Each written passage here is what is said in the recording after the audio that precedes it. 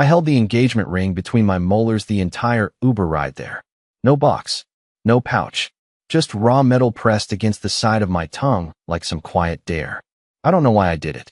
Maybe because I didn't trust myself not to change my mind if I held it in my hands. Maybe because I didn't want to feel how cold it was. Or maybe because I was already choking on something I couldn't name. The driver made small talk. I nodded at all the wrong times. My mind wasn't in the car. It was already 26 stories up, under a ceiling of string lights and curated smiles, where she was standing next to him, sipping rose like it wasn't laced with betrayal. I hadn't been invited. Not really. It was his birthday, someone from work. But I saw the name on her phone screen last week. I knew the way she smiled when she read his texts, the way she typed back fast and then left me on read. Still, when she left our apartment that night in that forest green dress she only wore for special occasions, the one she said made her feel dangerous, I knew I had to go. I arrived 47 minutes late. Deliberately. I wanted to see what she acted like when she thought I wouldn't show. I wanted the truth, even if it broke me. The rooftop was buzzing. Music, voices, polished people who looked like they belonged in a Netflix series. I didn't. I walked past the bar, past the fire pit, past the woman in red heels complimenting herself in a window's reflection. And there she was. She wasn't scanning the room for me. She wasn't looking guilty or nervous. She was laughing. Laughing with him. I watched from 10 feet away as he leaned in to whisper something, and she tilted her head like it was a secret carved just for her. She touched his wrist. He didn't flinch. Neither did she. I bit down on the ring. Not hard enough to bend it. Just enough to feel something. Then I walked. Straight to the table where she stood. They didn't notice me right away. Her hair was curled. Not for me. Her smile was wide. Not for me.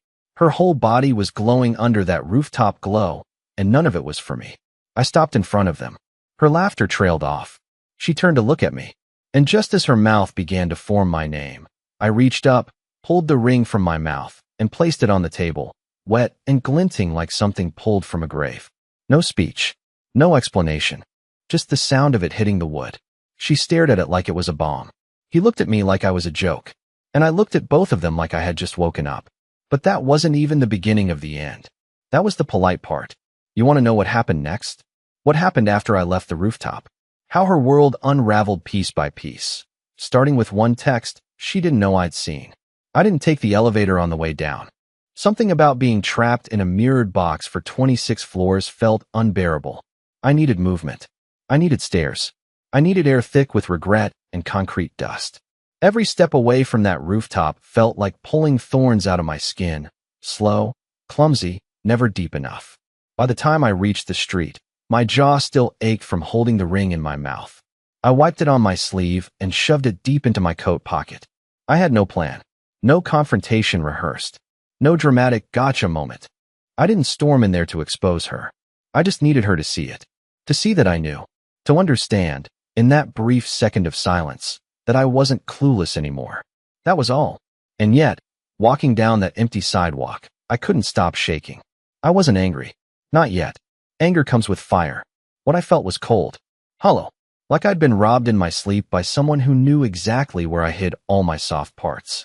I didn't go home. Instead, I went to a 24-hour diner 4 blocks away and ordered coffee I couldn't taste. I sat in a booth under flickering fluorescent lights, across from nobody, and just stared at the ring. Not at the diamond, at the underside of the band. I had paid extra to have it engraved. Still the safest place. That's what it said. Those were the words I once whispered to her when she cried herself to sleep after losing her father. When she said she didn't believe in forever. When she looked at me like I was the one person who couldn't hurt her. Funny how people never cry the same way twice. The first time, it was grief. The next time, well, you'll see. After maybe an hour of sitting there, my phone buzzed. It was her. 3 messages in a row. Rena, where are you? Rena, what was that? Rena, can we talk? Please. I didn't reply, but I did something I had never done before. Something I had promised myself I wouldn't become. That guy. I opened the phone backup app once secretly installed 6 months ago. She never knew. It auto-synced her gallery to a shared cloud folder. I had access to it in case she ever lost her phone. I told myself it was for safety. In reality, it was for nights like this. Nights when my gut twisted, but I had no proof. Nights when instinct was louder than trust. I hadn't checked it in months. I was too afraid of what I might find. But tonight I looked, and that's when the air left my lungs. There, in the synced folder, were photos from earlier that same week. Hotel room. Champagne. 2 glasses. Her legs, crossed, in that same green dress. Another photo. His wrist, same watch I saw on the rooftop, holding a bottle of wine in the mirror's reflection. Then came the video. Only 14 seconds long. I didn't even press play. The thumbnail was enough. It was her, whispering something in his ear, her hand on his chest, her face lit with a kind of joy I hadn't seen in over a year.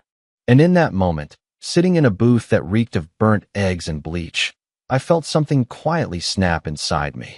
Not rage. Not heartbreak. Something worse. I felt calm. Calmer than I should have. Because now I had something more than hurt. I had leverage. You see, I'm not the dramatic type. I don't scream. I don't break things. I don't beg. But I do plan. I listen. I remember. And she had forgotten something very, very important. Something I hadn't even told her I knew. Something that could turn her entire carefully curated world inside out, if I decided to. She thought placing the ring on the table was the end. It was just the warning shot. What came next? She never saw it coming. I didn't sleep that night. I didn't even pretend to. I walked the streets until the city turned ghostly, and the only thing louder than my footsteps was the sound of my own name echoing in my head. Lowell. I used to hate the way she said it. All soft and sugar-coated, like she was patting me on the head for being a good boy. But now I missed it. I missed it like you miss a bruise after it heals. At least when it was there, you had something to point to. I went back to our apartment just before sunrise. Not because I wanted to see her, but because I knew she'd be asleep. I wanted to walk through that door one last time without a war breaking out. I needed to stand inside what used to be our home before it became the battleground it was destined to become. It was quiet. She was in bed, turned to the wall, still in her dress, makeup smudged like a story she forgot to finish. I didn't wake her. I just looked around the room. The framed picture of us in Maine, the dusty candles she never lit, the books I bought her that she never opened. Then I went to the kitchen, poured myself a glass of water, and pulled out my old black notebook from the drawer under the microwave. She never knew I kept it there. She never cared to look. I opened to a page marked with a torn movie ticket from last year. That ticket was from Seattle. Here's what she forgot. I knew. Not about Chris, the rooftop guy. No, he was new. Disposable. But Seattle? That was the real secret. A conference she said was canceled. A weekend she claimed she spent at her sister's. But I had followed her then. Not physically. I followed the breadcrumbs. The lift receipt accidentally emailed to me. The hotel confirmation she left printed in the office printer. The 2 dinners charged to our joint card, for 2 people, on 2 separate nights. Back then, I told myself not to say anything. That maybe it was just work. Maybe I'd become that kind of man, paranoid, suspicious, digging for answers I didn't want to find. So I let it go, but I didn't forget. And I kept records. Notes. Dates. Names. The man in Seattle? He wasn't just a fling. He was married. To someone who, according to a little online digging, had no idea her husband ever consulted in Seattle that weekend.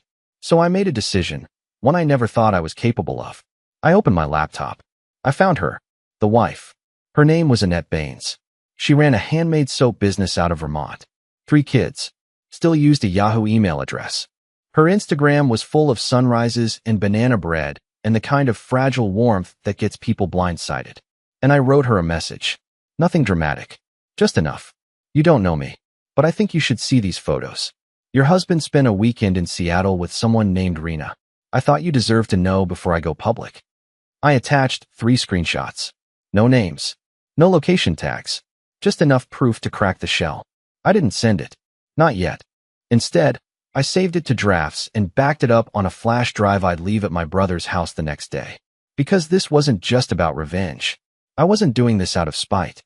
I was doing it because I finally understood something. Rena didn't cheat out of passion. She cheated out of pattern. She needed to be adored by anyone, everyone. And the second I became familiar, I stopped being interesting. I was just background music to her highlight reel. And people like that, they don't stop. They escalate.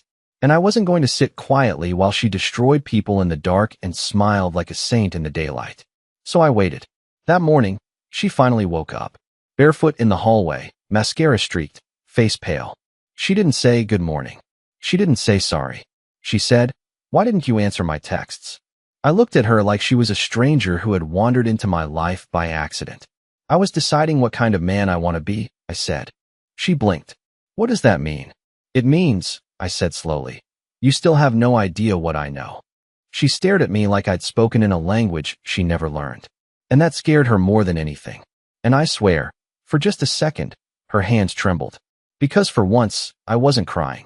For once, she wasn't the one with the upper hand. What came next would change everything.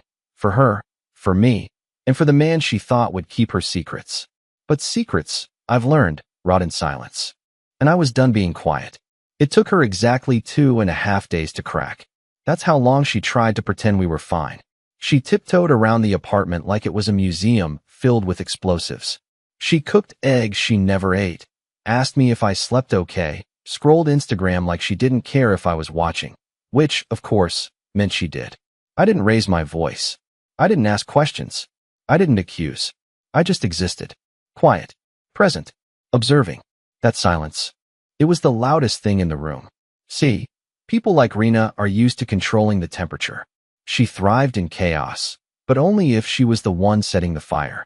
My calm unnerved her. She didn't know what it meant, and that terrified her. What she didn't realize was that I wasn't planning revenge. Not really. I was giving her the opportunity to collapse under the weight of her own secrets, and she was doing a great job of it. She started closing the bathroom door even when she was brushing her teeth. She changed her phone's password twice in 1 week. She began offering up information I never asked for. Where she went, who she saw, what she bought. Every word had the over-polished shine of someone rehearsing truth in the mirror. And all I had to do was nod. The ring was still on the kitchen counter. Neither of us moved it. It sat there like a monument, a silent little gravestone for everything we didn't say out loud. Every time she passed it, her eyes flicked toward it like it might explode. On the third morning, she tried something bold. Or stupid. Maybe both. She came into the living room wearing the sweatshirt I loved, the navy one with the stretched cuffs and the tiny bleach stain near the hem. She never wore it before. Said it was too guyish. But now she was wearing it like a peace offering, like slipping into my clothes could rewind what she did. She curled up beside me on the couch. "Remember that time in Maine?" she asked suddenly, unprompted. "When we got stuck in that thunderstorm and ended up in that random roadside diner?" I didn't answer. She laughed. Not her usual careless laugh. This one was dry, cracked at the edges. "We were soaked, and you ordered pancakes at 10 p.m. like a psychopath." I kept scrolling.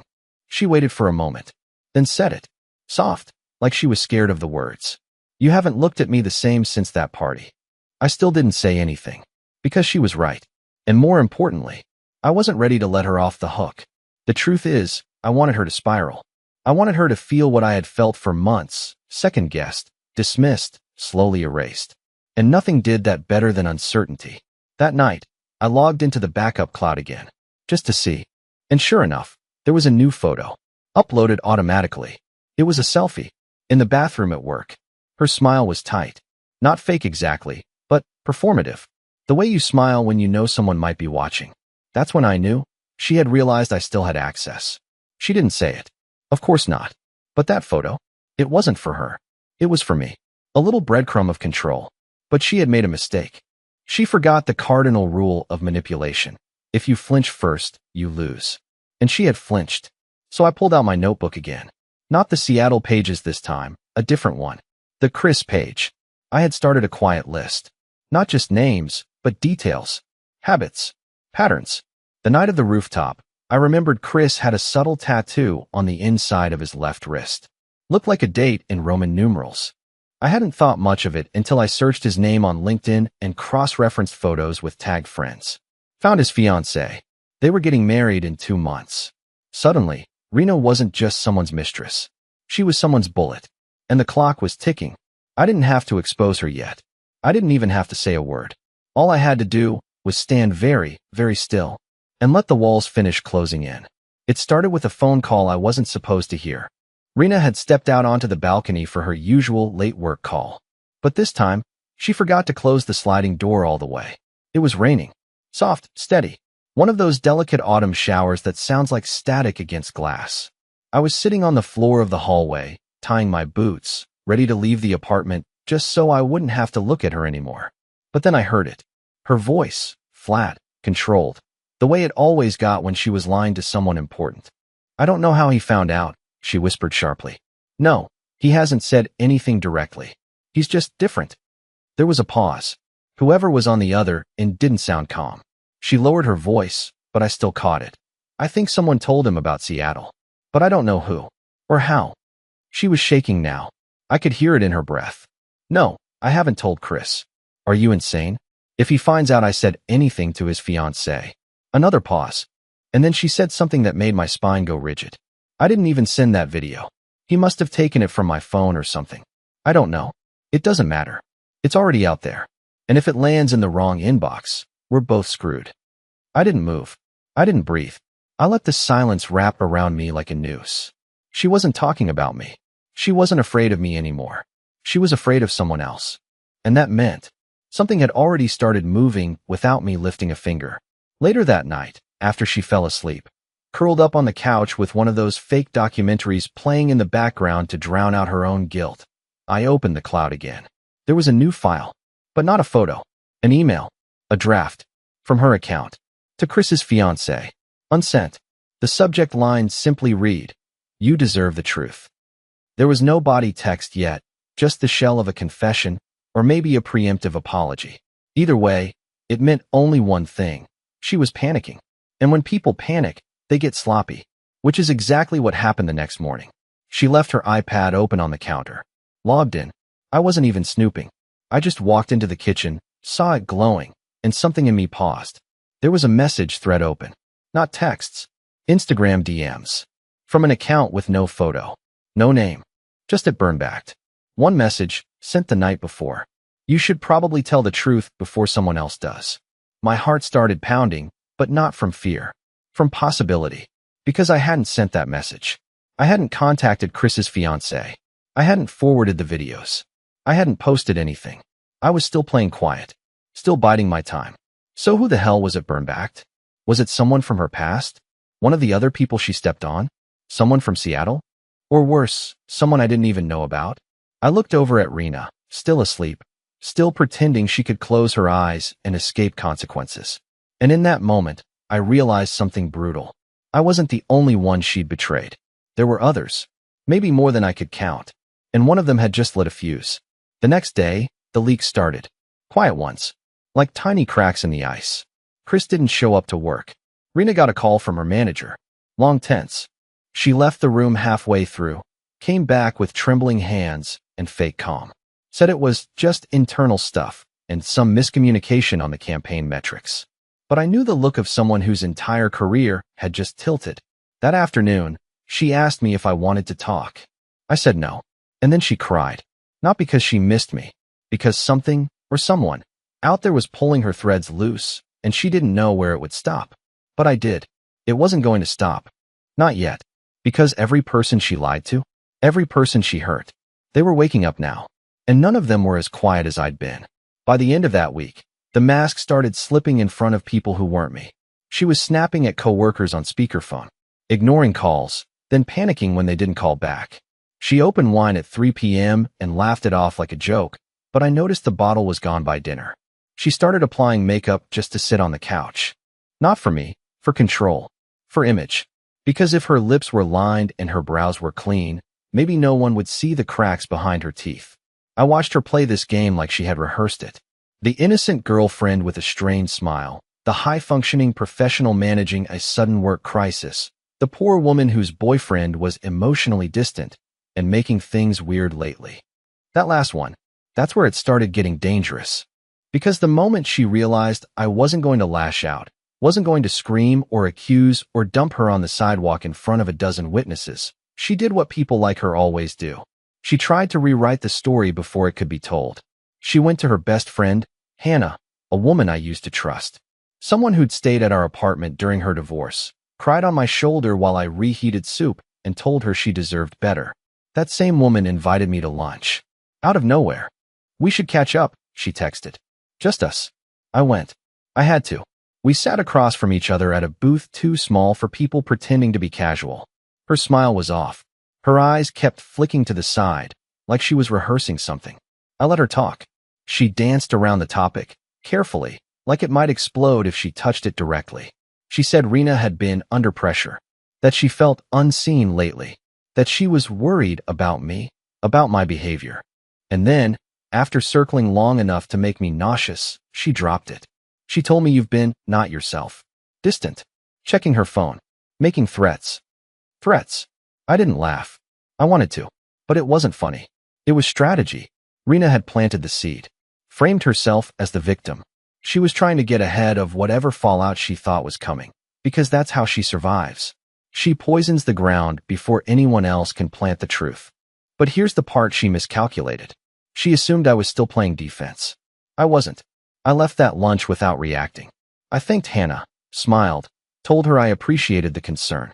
Then I went straight home, walked past Rena in the kitchen, and for the first time in weeks, I let her see me smile.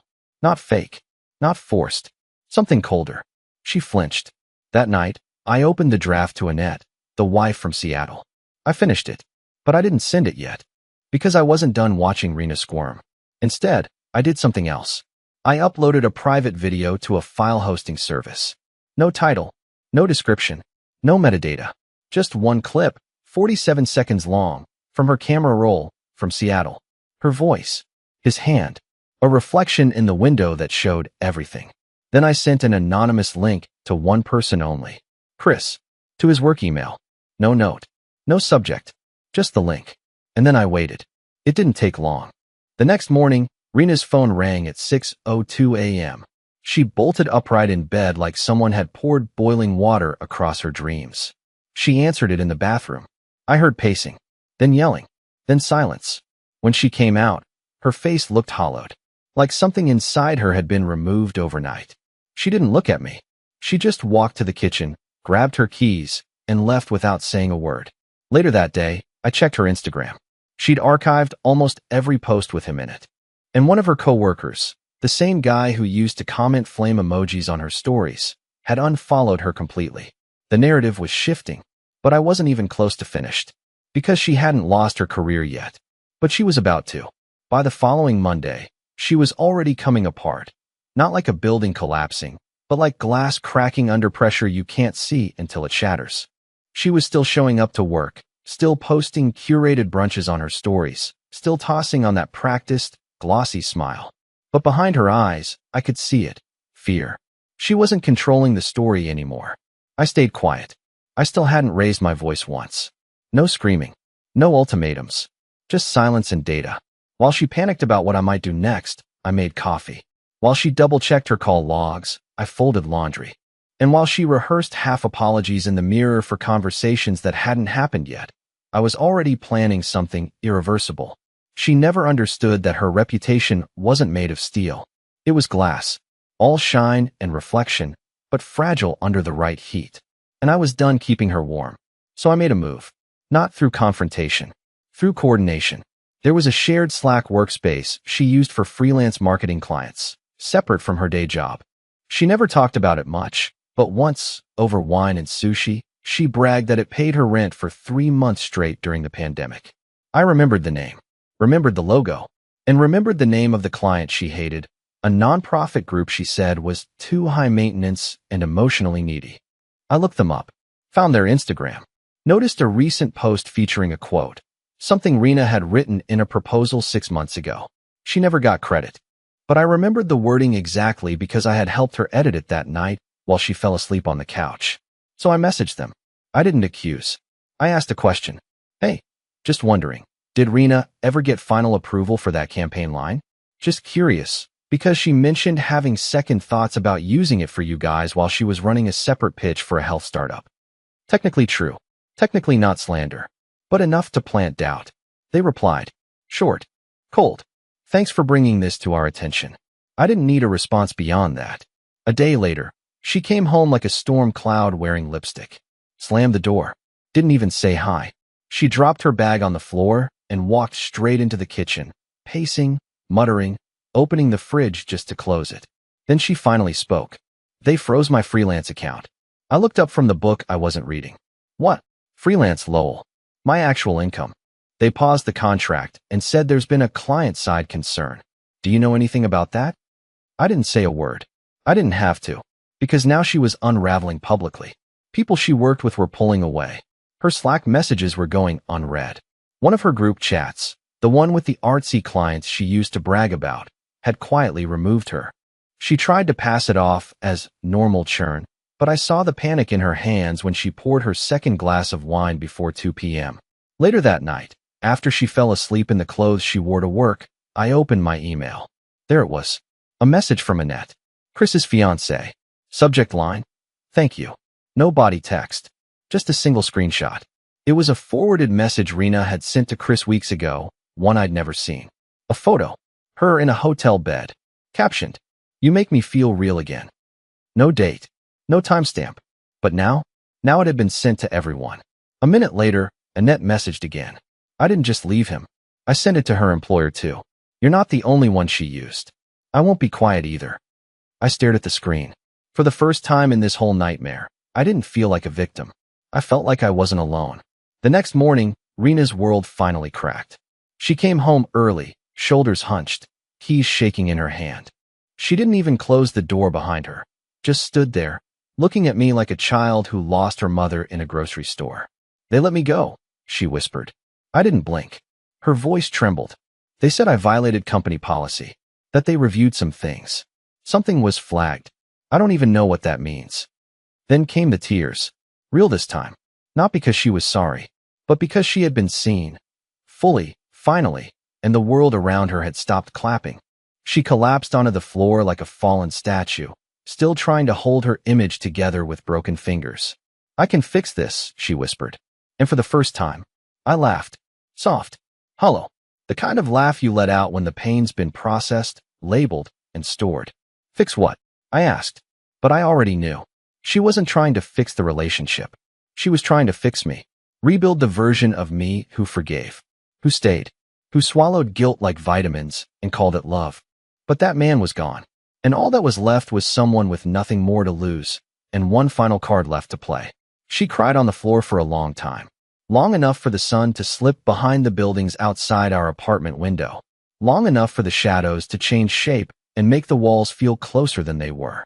I sat at the dining table and let it happen, not out of cruelty, but because I had nothing left to give her. No words, no explanations, no space for another manipulation to crawl its way into my chest and pretend to be forgiveness. She kept saying the same thing. I didn't mean for this to happen. Over and over. Like it was a spell that might turn the clock back if she said it enough times. But I wasn't angry anymore. I wasn't broken. I wasn't even sad. I was just done. Later that night, while she was curled on the couch, phone face down and eyes swollen shut, I packed a bag. Not out of drama. Just one duffel, clothes, laptop, notebook, ring still in its velvet box. I didn't leave a note. She didn't need one. I walked out at midnight. The streets were quiet. A kind of peace I hadn't felt in months. Maybe years. I stayed with my brother for a while. Helped him renovate the back room he never used. Took long walks without checking my phone. Learned to cook real food again. I started sleeping through the night. Not because I was trying to move on, but because my body finally believed it was safe to rest. A few weeks later, I got a message. Not from her. From Annette. Just one sentence. It gets better. You'll see. And somehow I did. I never went public with the photos. Never exposed the full depth of what she did. I didn't have to. She'd already burned the bridges herself. I heard from mutual friends that she moved back in with her mother. That she's taking a break from work and trying to focus on healing. Good. I hope she does. Because healing isn't just for the people who were wronged. It's also for the people who did the damage, if they're willing to sit with it. And maybe one day, she will. Maybe she'll stop performing and start repairing. But me? I'm already there. I changed my number. Got a new apartment. One with no shared memories clinging to the walls. I bought myself a new coat. Took the ring and sold it. Used the money to buy a used guitar and a plane ticket to somewhere I'd never been. I'm not sure where I'm going yet. But for once, I don't feel like I'm running away. I feel like I'm running towards something. And if you're reading this, if you've ever been where I was, let me say this. You don't need to burn the world down to heal. You just have to stop handing your matches to someone who never deserved your fire. I didn't win. I didn't destroy her. I walked away. And somehow, that was the most powerful thing I ever did.